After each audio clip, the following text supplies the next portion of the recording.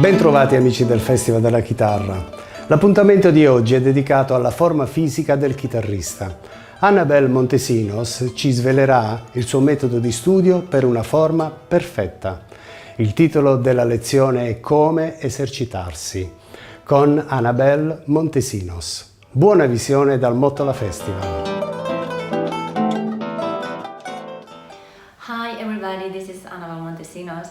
This video is recorded especially for the 28th International Guitar Festival in Mottola, Italy, where I'm really very glad to take part of. And well, several festivals right now, as you know, are doing their activities online way due to this big problem with the pandemic. So this video is one of these activities, and actually I will record two videos where I want to speak about different things, and here in this one I want to speak about how to practice and how we should organize our practice time and what should we include into our practice time. Well, I suppose that it happened to all of us, and also speaking with some other people that they don't really know how to practice. They could tell you go to practice 8 hours, but okay, well, how to practice these 8 hours? So it's not enough if we just sit and play through the pieces. Our development will be never as it should be, because in order to get better, to solve the little problems that we have into the pieces, we need to go to work directly to these problems.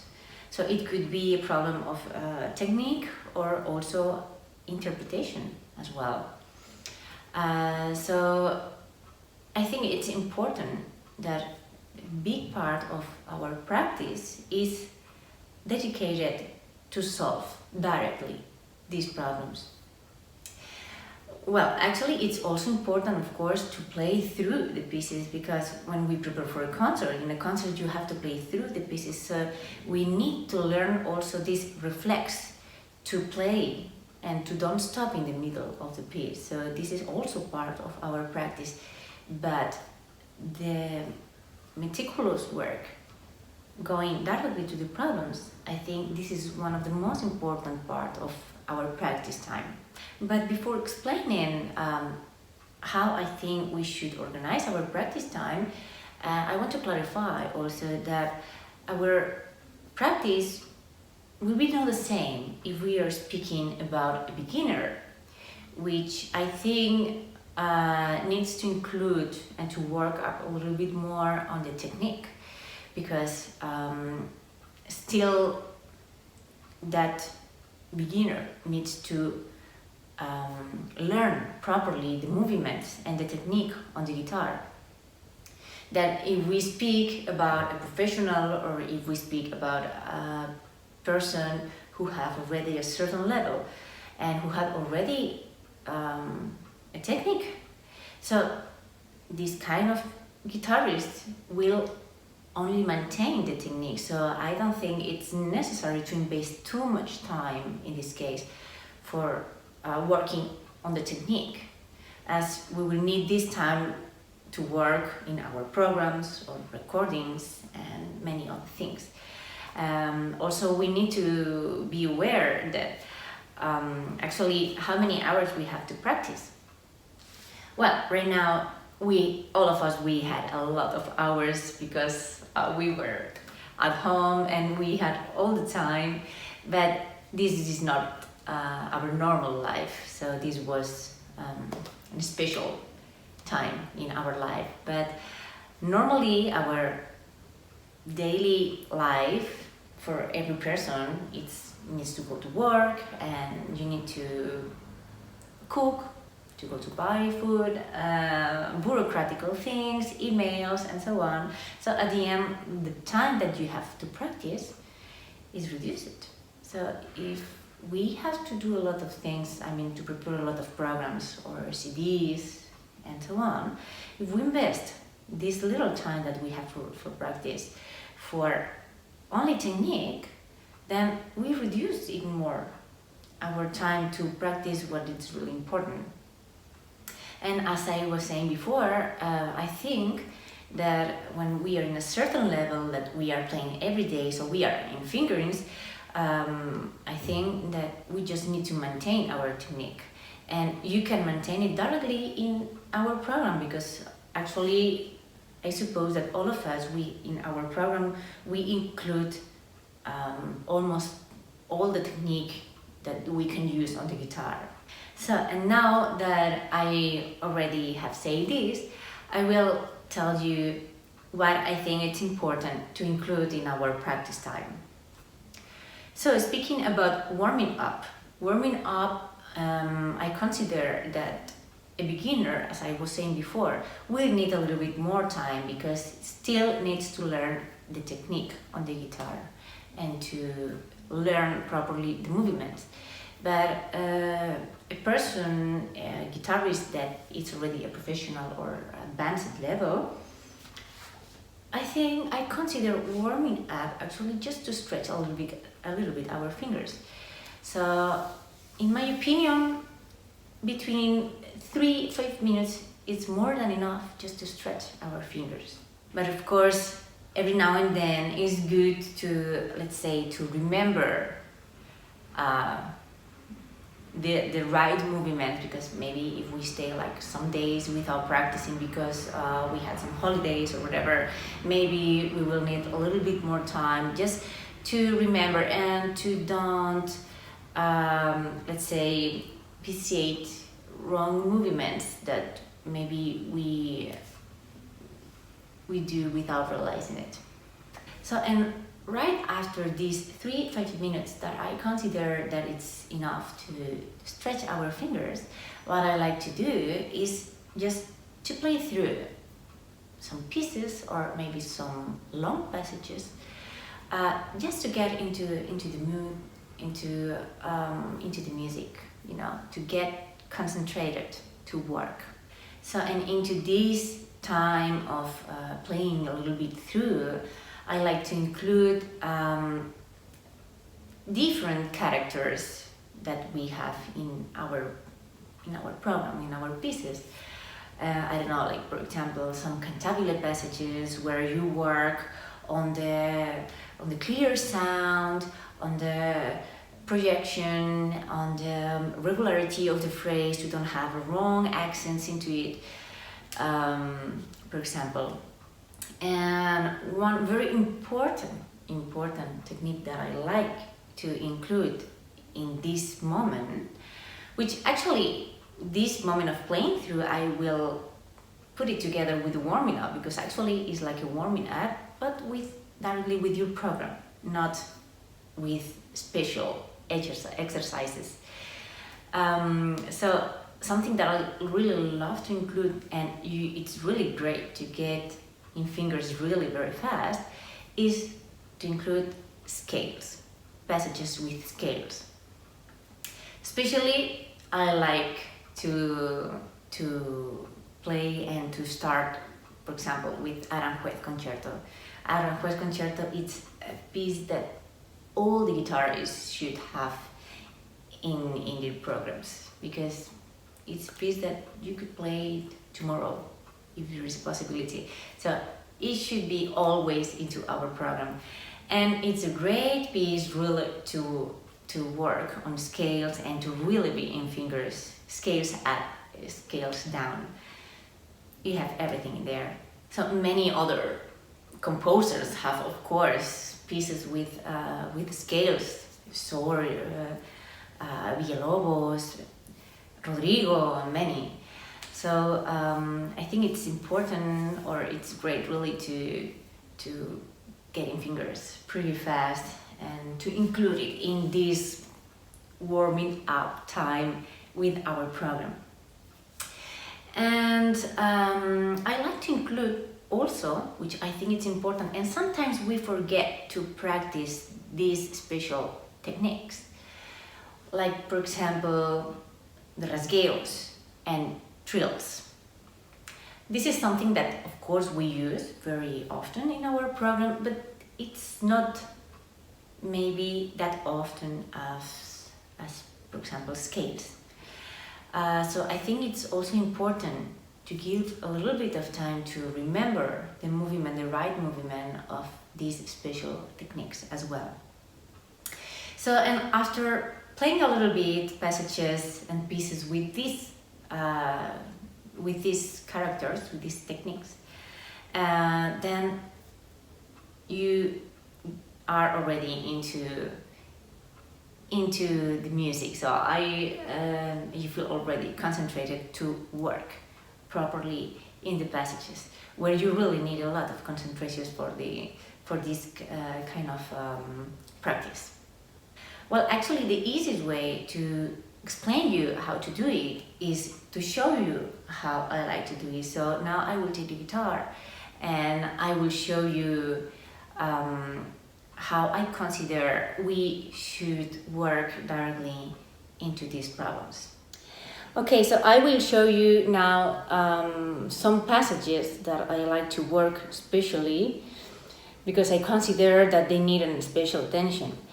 For example, Sonata Romantica, the first movement. Well, it's a piece that it has a lot of work with the articulation. There is a lot of contrapoint in there, and especially there is a passage I will show you now. It's right here. Let me see if you can see it. Right here, bim ba bum, right there. So this passage.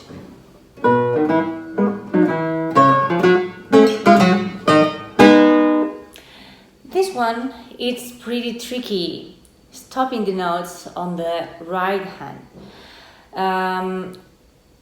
To achieve really the right articulation that you're looking for, you really need to be very, very precise, stopping the strings for the articulation of the both voices that we have there, and also stopping the resonances that you should stop in order that don't mix with the harmony. So in this passage, actually, I will work technically, and I will work also on my interpretation as well. So what I want to be sound is, on the bass, is this kind of articulation.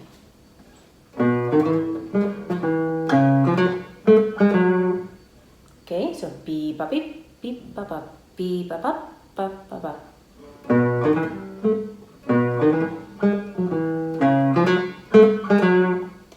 What I want on the melody.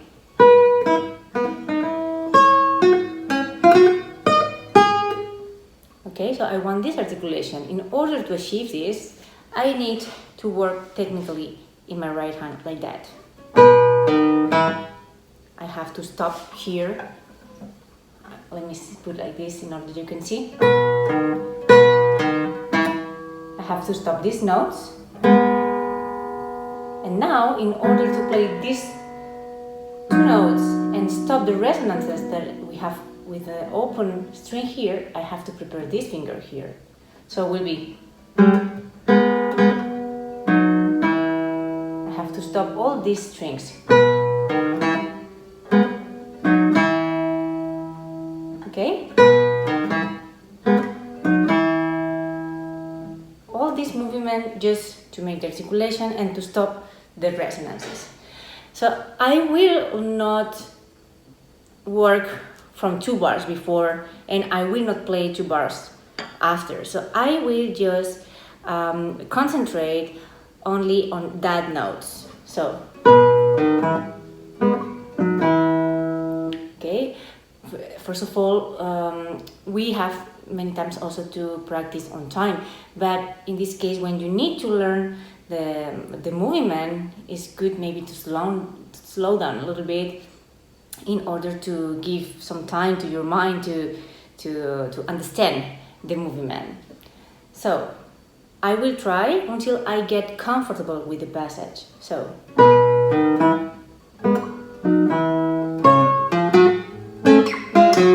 Okay, only this. Didn't work. Okay, the thing that didn't work and where I feel insecure, we can slow down a little bit, just in order to give a little bit time to our brain to think on the right movement and to don't do it wrong. So again. Okay.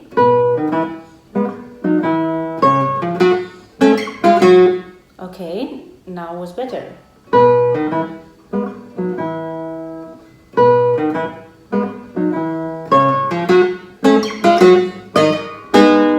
Okay, more or less I start to understand the movement. I try again.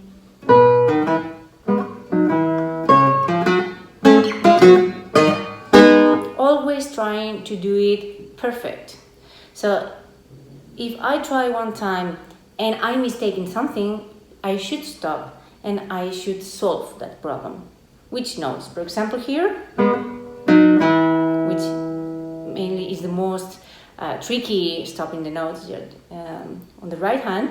So if I'm trying to play all that notes that I played before and I always have problems exactly in these two notes, I will go directly to that note until I solve that problem. So this is the movement that I need to learn. Okay, I will try now the passage. Okay, now you start to understand.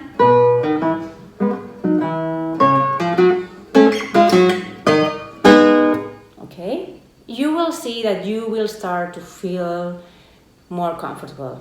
So stop, let's try again.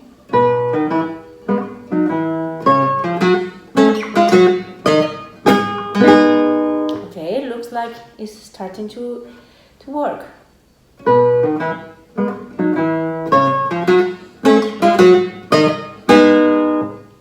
So when you start to feel comfortable with the fingers, then you start to mix it also with musicality. So if it's sounding exactly as you want.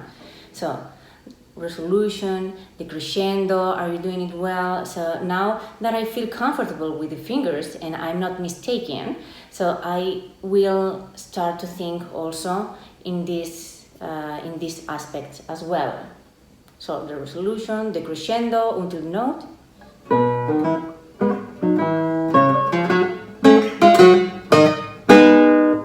Okay.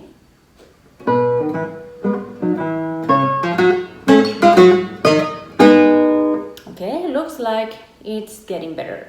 So now what I will do is to start from a little bit before that note. So I will start exactly on the bar. One thing.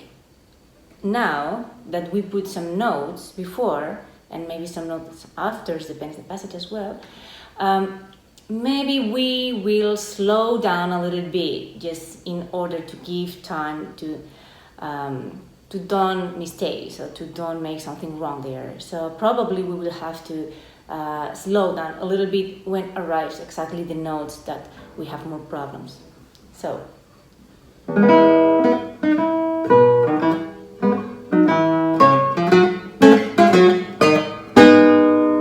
Okay, pretty well.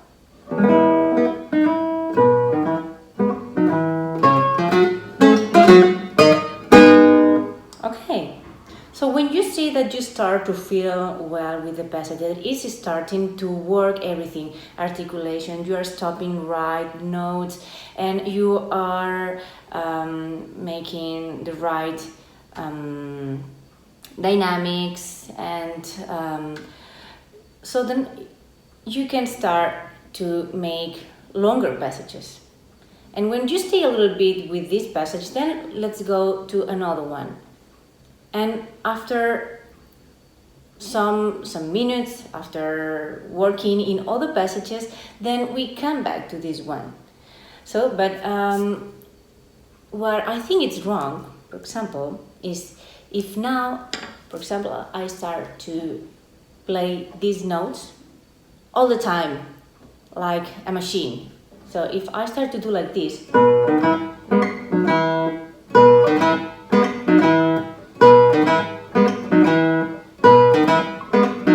this doesn't help at all. because you are doing it mechanically. You are not thinking anymore on what you're doing because mechanically is going along.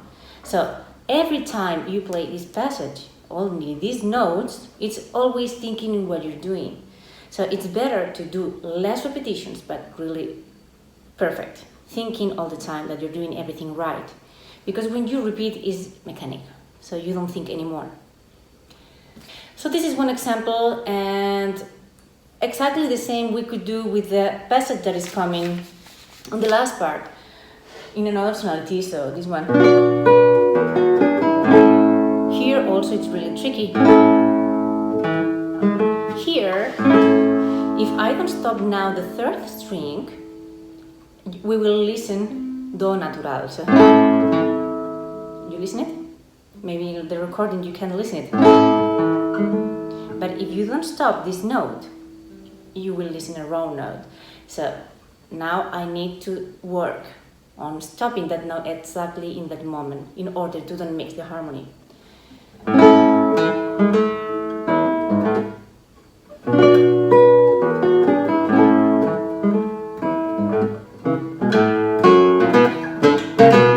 And exactly the same. So let's put other example. There is one part in Bate Kosha by Marco Pereira. It's I will show you right now. So there is a passage here in Bate Kosha. I will show you. It's right here. So this passage should be worked also separately as well, because it could be a passage where it's easy to mistake. So here we have to be aware that, for example, in my fingers, the ones that I have for this passage, I have here a slur of 3 notes, and then here open string with ring finger, okay? Okay, these are the fingers that I have here. I have to be aware here to make these 3 notes regular. And then when I put here the ring finger, is the moment where I come to this position, and I have to take care that the 4th finger it's already up just here on the 5th string, because if I arrive to this position with this finger too low, it's a pretty fast passage, and then I will not have time to make this change until I arrive until here. So I need to work on these 3 notes and on the change to have already this finger next to the 5th string. So we can divide the tempo, let's say, in these 2 positions. So first of all, I will try to work on these 3 notes and until this open string. And when you play that string, actually, this open string, you have to be already in this position. So if I work only from this note until this one, it means that I will work until my hand arrives here. So I will not stay here, because when I will play through, when I play this note, I'm already here. So I need to work also until that position. So it will be something like that. Until here.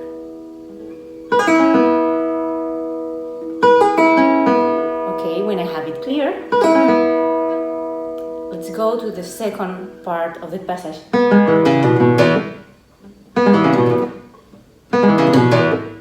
Okay, if I have to work on this slower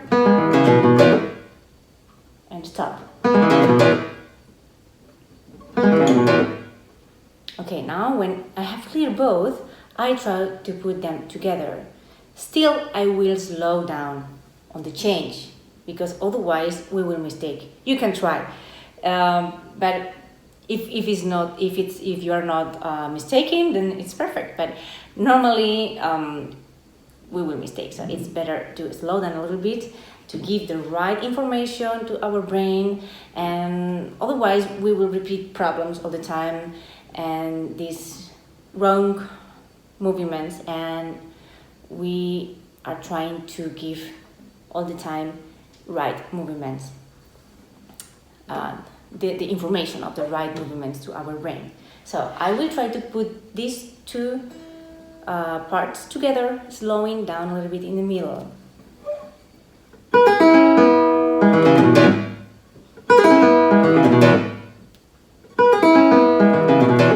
Okay, now I start to be a little bit more comfortable with the passage, so I try sometimes. Not many times together in a row, because otherwise it will be, as I was saying before, as a machine.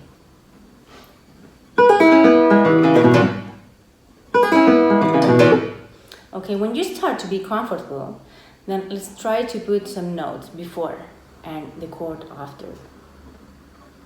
It will be like this. In this note I have to take already this position because I need this one. So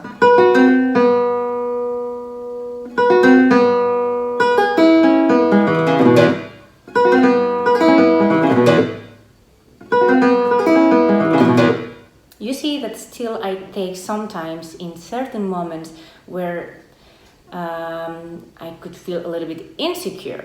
So to practice, it's important to do it like this, because after, when you get confidence, you will play it through, and this stop will be really so minimal that you will not listen it anymore.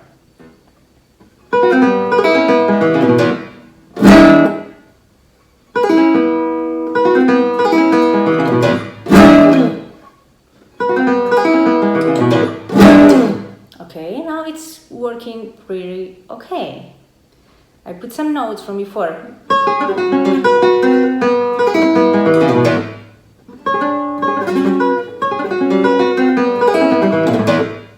Now it was not working, you see?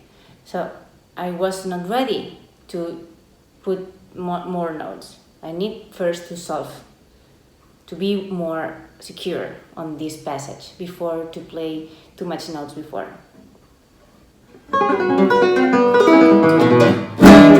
You see, I slow down in the moments where I think I will mistake. So I'm like this with all the passages. For example, now it comes to my mind, there is a passage in Grand Overture at the beginning, here. It could be that we could have some problems when we change from tirando to apoyando, exactly in these notes. This is tirando and this is apoyando.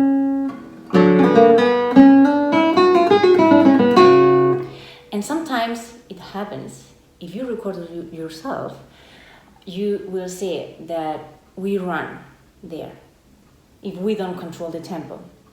That's why I like to practice this passage, also stopping a little bit with the last note of tirando and the first note apoyando. So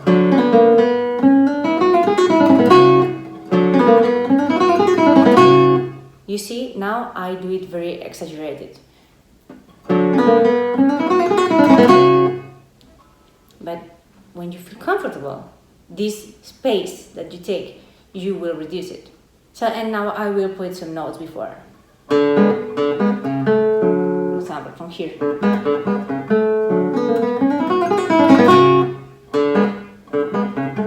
Sorry.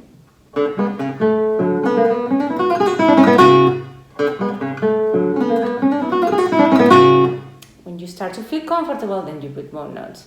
But we have to work directly to that passage. What happened? That when we are doing this kind of work, if we take too much notes, first of all, we don't concentrate on the problem, as I was saying, and as I was showing it to you, and we take a lot of time, because it's time. Maybe some seconds here, but at the end it makes much more time. When you want to work exactly there, you don't need to lose this time in other passages that are working already.